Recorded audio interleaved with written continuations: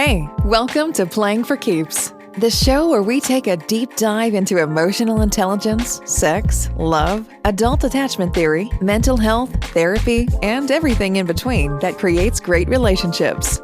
Your host, DJ, is a certified life coach and emotional intelligence practitioner. She's here to be of service to all the listeners interested in love and relationship. Now, here's your host, DJ.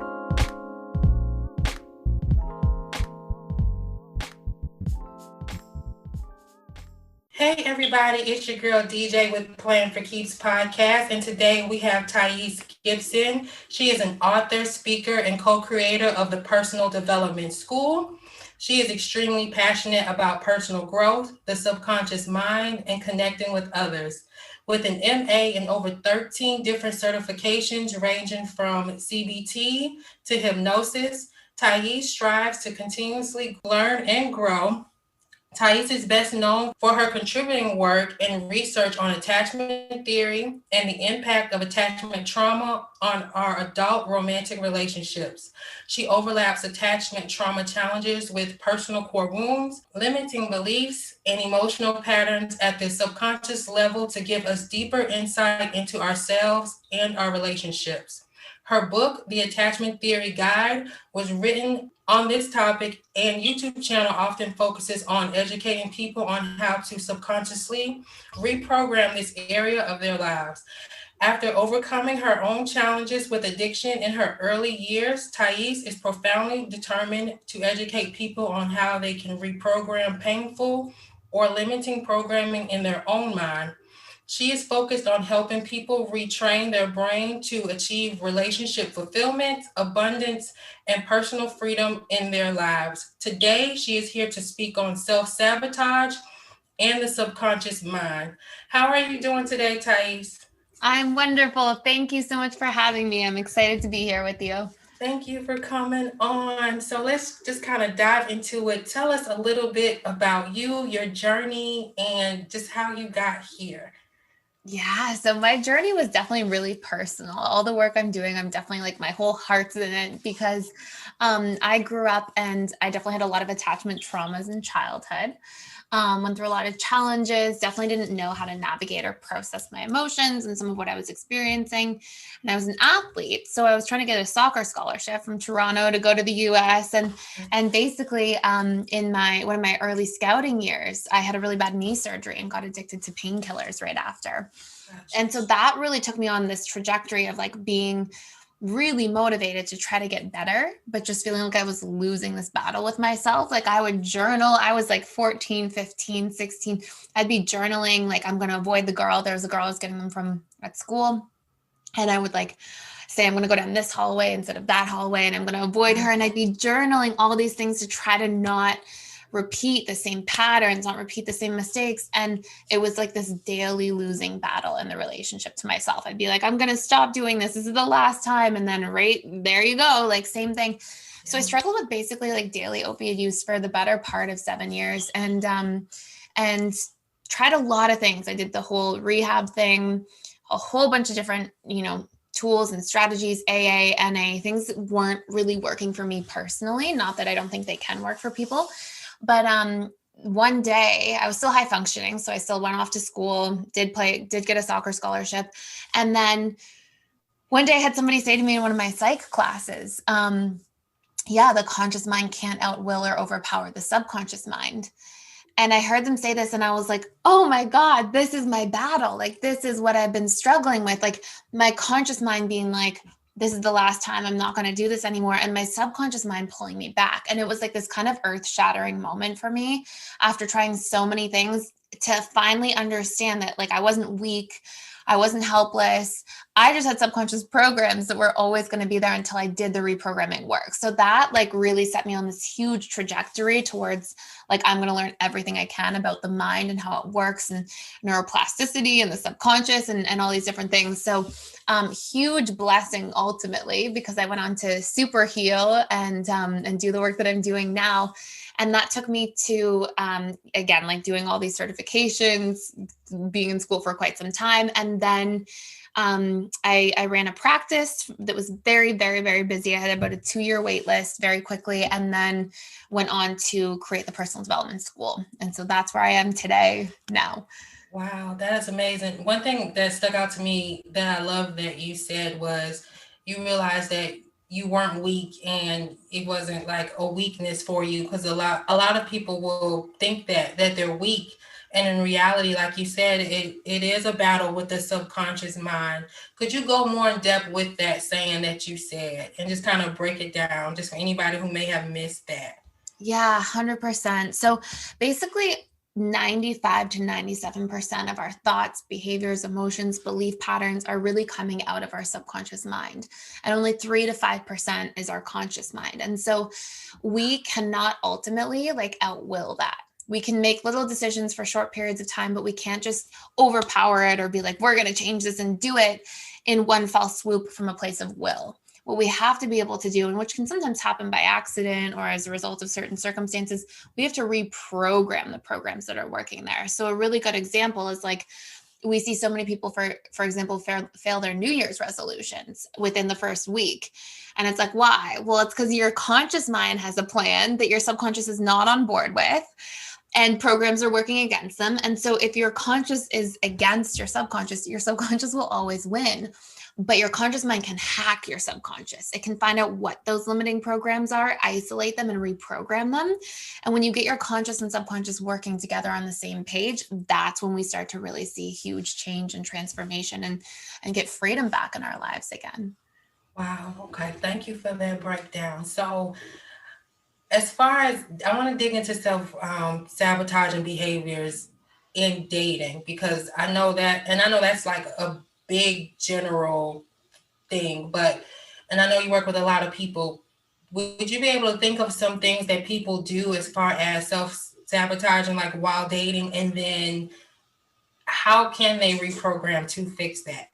Yeah, amazing question. So, one thing I always tell people is there's no such actual thing as self-sabotage. Everything is just a subconscious strategy to get different needs met than what our conscious mind intends.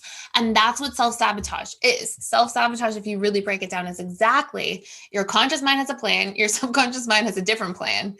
And then we lose and we're like, why are we going back to the same pattern? So, it's really powerful because when we look at patterns that we see that we don't like or that we feel defeated by, we can ask ourselves this really powerful question. We can say, what needs is my subconscious trying to get met by doing this thing that goes against my conscious plans? And so a really clear example could be something like, okay, maybe you push people away in relationships and you're like, but wait, my conscious mind wants love. Like I want connection, I want closeness. Why do I keep pushing people away or getting angry or sabotaging in that way? And we might go, oh, because I'm afraid, because I'm trying to stay safe, because I'm trying to protect myself. So we can start getting clear on some of those needs. And what that does is it tells us a lot about our programming. We believe relationships aren't safe then. We believe that we can't trust people. We believe that, and we can start identifying those limiting programs. And then there are amazing tools that we can use that are quite profound and efficient to start doing some of the reprogramming work. And we can probably share one of those here today. Okay. So I want to give an example when it comes to self-sabotaging. So I have a friend who has an ex who craves love from her. But what he does, he continuously will blow her up, text her, knowing that she doesn't like that, and it pushes her away. What does he think? What does he think he's achieved? What do you think his subconscious mind is achieving? And then consciously, what do you think he's trying to achieve? It's a really great question. So it can be different for different people, but one of the most common patterns we'll see when somebody's coming towards somebody like that is usually they're anxiously attached. And so they don't have a concept of like somebody else having boundaries, somebody else, needing those boundaries, somebody else. We all project from our perception. So we all naturally believe that other people would want love the way we would want love. And we all think, oh, like, well, we would want somebody to keep coming and pursuing. And so, that's what we'll do. And sometimes it stops us. Our own programming stops us from seeing other people as who they are instead of us seeing them as we are. And it's a really important difference in relationships to make. But often what's really happening for the anxiously attached person is they have a big subconscious wound around abandonment, fear of being alone, fear of being, disliked, excluded, these sorts of things. And so sometimes those core beliefs that are so painful are being touched on. And even though somebody might consciously know better, like, oh, maybe she has communicated her boundaries to me, maybe she's told me a few times, the subconscious mind is like, well, we don't care. We're here to get our needs met. And that's priority. And that can be where this quote unquote sabotage comes from. It's not that we're trying to sabotage. It's not that we're like, we're going to sabotage ourselves. It's like, conscious mind knows one thing, but that fear of abandonment wound is so strong, it propels us back in that original direction. And it's another example of the subconscious mind winning and kind of running the show behind the scenes. Gotcha. Okay. Something you said to me before we started recording, like, really made sense, because the guy that I just brought up, like, you would think anxiously attached people are the ones who are the givers, the ones who will do the most. But this guy here is not like that at all. But he's glued to this person. It doesn't give what he needs to give. But then you talked about the fearful avoidant and how they are givers. Could you would you be able to give just a short example of just what each attachment style is for the audience? Yes, 100%. So this is so important to know because everybody has an attachment style. Whether we know it or not, we all have one. And so there's 4 major ones. One is anxious preoccupied, like we talked about. And this anxiously attached person is usually somebody who like has a perceived abandonment wound in childhood. And it can be because there is a lot of emotional connection, but maybe the parents work a lot. So the child's like, I love the closeness to my parents, but they leave a lot and it feels like this disconnect, this abandonment, or it can be that one parent's warm, the other's cold. Basically anything where there's a consistency of perceived abandonment creates these major core wounds in a person's subconscious mind. And these are usually things like, I will be abandoned, I will be alone, I'm disconnected, I'm not good enough, I'll be rejected, I'll be excluded, I'm disliked, like a lot of painful wounds around how they interpret their relationships to people and fearing that dislocation or that disconnect taking place. And then basically on the other end of the attachment continuum, we have our dismissive avoidance. And these are individuals who usually have some kind of emotional neglect in childhood. And this can be like serious neglect where like their physical needs are not met, food's not on the table, things like that. But it can also be really under the radar emotional neglect where the parents are taking great care of the physical needs and the schedule and these sorts of things, but they're not emotionally available and they're not attuned to their child. And because we all literally need emotional closeness and bonding to thrive, to flourish, to grow, emotional neglect is actually a form of trauma. And so a child can't look at their parents and be like, oh, my parents are emotionally unavailable because they don't have that awareness yet. Yeah. So usually they go, oh, something must be wrong with me because this inherent part of me that needs nurturing and closeness is being rejected and denied. And so I must be defective in some way. And so this individual grows up in their adult life and they become really afraid of closeness. They become afraid of bonding. They become afraid of being rejected and being open like they were as a child when they felt rejected and it was so painful. And so this is our individual who like totally fears commitment in relationships. And they're always kind of pushing people away, or when people do get too close, it's like, nope, I don't want you to really see me. You'll see I'm defective. I don't want to get close. I'll be rejected. And so they really work a lot of their life to keep people at arm's length. And then we have our fearful avoidant who's sort of in the middle, and they experience both sides of the attachment spectrum there. They have that anxious side and all the core wounds, the fears of abandonment, the fear of being alone, disconnected, really wanting emotional closeness in relationships, people pleasing big time. And then they have the avoidant side where they feel afraid of being trapped or helpless or powerless or, seen too much in a relationship, and they keep people at bay, and they're constantly kind of flip-flopping. And more than that, the biggest wounds that the fearful avoidant has is I cannot trust and I will be betrayed and I am bad.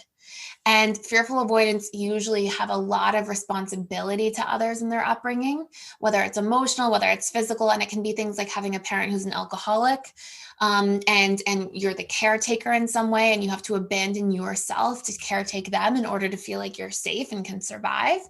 And there's also a huge component in there where if you have a parent who's somebody like an alcoholic, or if there's a lot of fighting or violence in the home, things like this, basically what happens is you love your caregiver and you want closeness, but they scare you at the same time because they're so unpredictable. And so that becomes your worldview of relationships. You like go out into the world and you're like, I want love, I want closeness, it feels so good, but I can't trust it because I haven't been able to.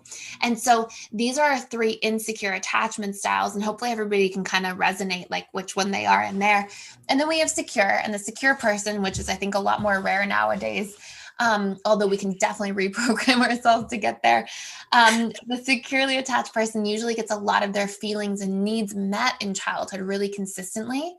And when a child gets their feelings and needs met just for being who they are, they develop a natural core belief that says, I am worthy as I am. I'm not trying to earn my worth. I don't have to be somebody. I can, I deserve love for who I am because that's what they're given in their childhood. So they have greater confidence. They feel safe connecting with others. They feel like it's safe to communicate their feelings, ask for their needs, to meet other people's needs as well, to listen to other people's feelings. And so they tend to have healthier relationship dynamics. So those are our main 4. It's not all or nothing. Like we can have little bits and pieces of each. We could be fearful avoidant with a strong anxious side. We could be fearful avoidant with a strong dismissive side. These different dynamics. We could be secure with like some anxious edges. It's on a continuum in a way. But hopefully everybody can kind of find themselves and identify their subconscious patterns in there. Yeah, I think you definitely gave a great breakdown of each one. So your YouTube channel heavily talks about anxious attachment styles, along with a lot of different topics around the subconscious mind. As far as dating, when it comes to attachment theory, like you work with a lot of people and you work with that have different styles. How do you work with people with different attachment styles, like somebody with maybe a dismissive avoidant? How would you work with them to be more secure, or somebody who's fearful avoidant? How do you get them to that place? Because me personally, I feel like it's a lifelong battle. Do you agree with that, or do you not agree with that? Where do you sit with that?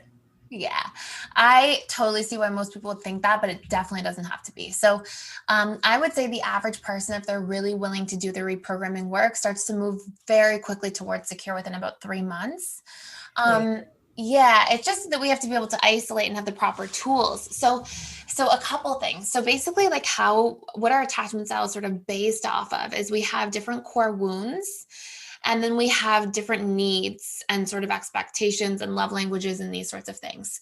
Basically the way that we expect relationships to be and the ways we give and exchange love and connection. And so what it really requires is us being able to isolate those core wounds, do reprogramming work around them, which research shows we can do a lot of reprogramming within 21 days.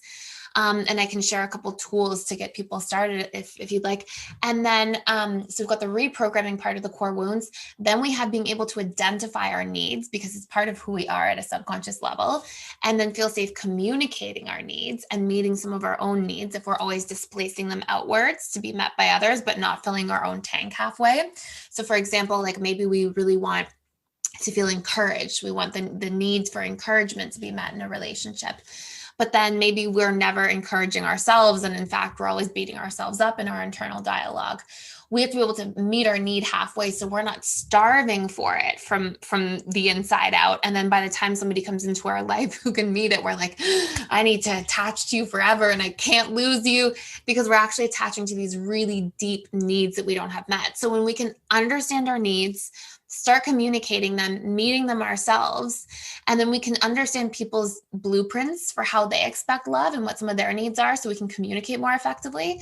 And when we also reprogram our core wounds, so those 3 major umbrellas of things, we start to see change and transformation happen really fast, because your attachment style is just the subconscious set of rules you have for how to relate to others. Got you. So fulfilling your own needs, so when you get into a relationship, you're not like draining the other person. What tip or tool could you give towards that? I love the analogy you used in one of your YouTube videos about driving with no gas. And could you give that analogy on on this podcast, and then just give a tip or maybe a tool on how a person could do that? Because I feel like that's what a lot of people struggle with, learning to fulfill their own needs. So when they get into a relationship, I'm assuming, especially with anxious attachers, when they get in a relationship, like you said, they kind of suffocate the relationship. So how would you, what tip would you give? It's a great question. So what I would say is, what you can imagine, and sort of the analogy that you're talking about is like, if you are driving and you're driving to a gas station and your tank is fully on empty, you're going to get to the gas station. You're going to be like desperate for that gas station to be open. And if it's not open, you're going to be devastated and more emotional, and all these things are going to come out of it. You're going to be all stressed out, and like, you're going to be like, no, I need this gas station to be open. And so the same analogy we compare is like, if you are not meeting your own needs, your tank is running on empty. Nobody's meeting those needs for you then if you're not. And then you literally have nothing in your tank. And then by the time somebody comes around and offers that, it's really easy to get addicted to that situation and put everything into that. And the problem with that is that's how we end up suffocating relationships. Like you said, we latch on so hard. And human beings are naturally a little bit wired against. There's a part of us that is wired for, but there's another part of us equally to that that's wired for independence, autonomy, and so people don't like exclusively when people come around and latch on and are codependent and just want to like hold on so tight. There's a natural aversion we have to that biologically. And so when we have people coming around who are doing that, often what you'll see for these poor individuals who are anxiously attached is their needs are totally not met in the relationship to themselves. Then they desperately crave those needs to be met from relationship to others. Then they find somebody who does that. They attach like crazy. And then all of a sudden that person goes, whoa, this is a little too strong for me. It's out of balance. They pull back. And now these people are really suffering, and they're chasing and feeling really in pain. And so what we want to do is we want to write down, what are all the needs that we want other people to meet in relationships, like validation, encouragement, care, protection, safety, connection, all these different things. Make a list and then rate yourself. How well are you doing at meeting those needs in the relationship to yourself? And if you're finding like, ooh, I'm not doing so well in some of these, then write a list of strategies for how you can get better at these things. So if it's emotional connection, and I'm like, let's pretend I go, oh, I'm only meeting emotional connection to myself, like a 2 out of 10. Okay, how can I do that? Okay, well, when I'm feeling stressed, I can sit and I can ask myself what I'm feeling. I can try to identify what I need to feel better. I can journal, I can meditate and be with my emotions. Make a list of strategies so that we all have this go-to of like how to actually be in relationship to ourselves and meet our own needs. And if we do that, we're already taking a huge step towards becoming securely attached. Awesome. Okay. You touched a little bit on codependency. I feel like the human race is wired on codependency in a way. And I was listening to another coach, and he said that he thinks that codependency isn't a bad thing if you find somebody, I guess, who can meet your needs. Would you agree with that? And then if you don't agree with, okay, can you go into codependency? Because I talk about codependency a lot. Can you go into codependency, your definition of codependency, why you would disagree with that, and what does an ideal relationship look like? Yes, it's a fantastic question, and it's such a not discussed enough topic. So research shows, and this is according to Dr. Gabor Mate, who's done a lot of research around this, we are wired for both attachment and authenticity. And so we have these sort of two competing biological parts of ourselves, the part of ourselves that needs to have an identity, be ourselves, go out into the world, explore, experience things, learn about our needs, make a dream for ourselves, have our independent imagination of like what we want to create and achieve and design and how we want to progress. And so we have that really intrinsic part of ourselves. And then we also have this really deep need for attachment. And that attachment plus authenticity component, when they're balanced quite well, creates healthy interdependence, which means I have a sense of self and I can really connect with you too. And we can bond and we can have this nice exchange, but there isn't a mutual exclusivity. It's not one or the other. And when we get into codependency is one of the most painful relationship dynamics I see. And the reason for this is, imagine that you and I are in a relationship, okay? And let's pretend that we're both codependent, and I go, I'm going to abandon all of who I am. I'm not going to listen to my needs. I'm not going to set any boundaries. I'm going to abandon all of who I am to give to you. The moment I've done all of that huge, I'm going to give up half of myself, that part of me that needs that independence, and just give everything to you and focus you as the center of my universe. The moment you forget to call me back on a Friday evening, bombs are going to go off. Right. It's like, how could you after everything I've done? Right. And this is where we get into this really intense place, and codependency patterns that come with it. We expect each other to mind read, because I'm trying to mind read you all the time. Mm-hmm. And if I don't know my needs, because I don't have that independence, I can't communicate them to you very well. So you're going to be missing the mark all the time too, trying to guess and fill in the blanks and mind read, and vice versa. And so we have these like explosive subconscious dynamics that are just waiting to go off because we are giving ourselves up. We don't know who we are. So how can we possibly say, this is what makes me feel loved? This is what I need. This is what my boundary is. This is what just hurt me yesterday and why, and this is the wound I have, and let me truly understand my inner world so I can share it with you and communicate with you, and we can understand each other, and vice versa. Instead, if I don't know who I am, I can only ever receive so much love from you in the first place, because everything about the way you love me is going to be based on you guessing, because I don't know. So how can I share myself with you?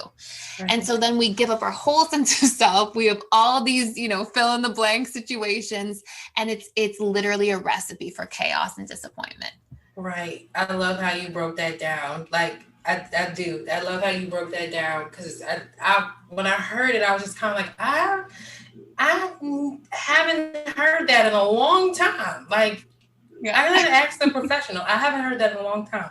Okay. Because I know the hardest lesson for me personally was that. So my identity was literally like my work, my career, and then my relationship. Like the guys that I dated, they were my identity. Like whoever I got into, like whatever they needed, whatever they wanted, that was it. You know what I'm saying? And like you said, I didn't get a phone call. I didn't get I'd hold it in. But when I had enough, all the bombs went off. They went off. So you described that to a T. So going into that, what would you say was the hardest lesson you had to learn within love and relationships? And then how do you apply it today? Yeah, great question. So I was super fearful avoidant with a very anxious side. So I was definitely fearful avoidant, leaning very anxious. All the things I'm talking about, I lived through firsthand. I was like, I'm supposed to get in a relationship and just meet everybody's needs, and then they're supposed to meet all of mine. And like, you go through that dynamic. Right. And some of the biggest, it's so interesting, because I would say I did a lot of the reprogramming on core wounds. I had really strong wounds around I'm trapped, I'm helpless and powerless. So really not feeling like I was out of control. A lot of work to do on reprogramming my internal trust baseline and learning how to trust, because God bless both my parents, but some of the things that my parents were going through when I was growing up definitely made me not know how to trust anybody because of some of their trauma and their pain that they were going through. And so I was like, oh my gosh, trusting people is a crazy thing. I had to really do the work and the healing around that, which was a really beautiful, powerful thing to do. And then after I did a lot of the reprogramming around wounds, like fear of abandonment as well, fear of being alone, because we have that anxious side as a fearful avoidant. Then one of the hardest and longest lasting lessons for me was to deeply understand who I am, what I need, and be able to feel like I can advocate for that in the world, like show up and say to my partner, for example, hey, like he forgot to do something, and be able to say, hey, by the way, remember that need we talked about? You didn't meet it. Can we, when you have a chance, can we do this? And to not have to feel like it's shameful or weak to share those things, or to feel scared and being vulnerable. And so opening up, communicating, seeing my needs through, and then also allowing myself to receive them. Because I think when we're not used to having needs met in childhood, we feel like, oh, if I receive from you, I'm going to be weak, right? If I receive from you, yeah. And it's like, oh, and part of our subconscious wants to maintain that comfort zone. And part of our healing means like, no, drop the guard, allow. And that's how we have this really healthy energetic exchange in relationships. And the boundaries and the needs were probably the hardest thing for me to be consistent about, but also one of the most powerful things I learned. Awesome. Okay. So tell us what you have. What are you working on right now? Tell us more about your school, the programs that you have, all of that good stuff. Okay, cool. So I have an online school with like the most amazing people in there. It's so exciting.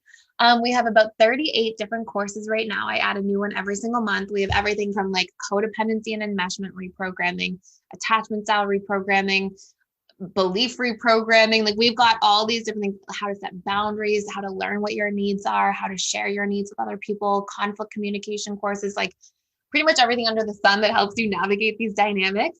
So we have a members access area in there where they can come in, take all the courses. And also I do 4 live webinars a week with people. So we have like community and people can connect. We have attachment coaches that do these little social groups, like mastermind groups, guided morning and evening reprogramming routines. Like it's like a little living organism in there with all this different stuff, which is so much fun. And the people in there are just incredible. They like super impress me all the time with their questions, and everybody's so insightful. And then I have a free YouTube channel where I put like daily content out every single day, lots of info on there as well, to help people really understand how their subconscious works and what their attachment style is and what you can do about it. Okay, so awesome. Now, where can the audience find you? They can find me at www.personaldevelopmentschool.com to check out that whole school and platform. And then also at personaldevelopmentschool-Thais Gibson on YouTube. Okay, awesome. And all of those links will be in the show notes. Thais, I want to thank you for coming on. Thank you so much for having me. This was so much fun. Awesome. And I want to thank all the listeners for tuning in today. And until next time. Thank you for tuning in to today's show.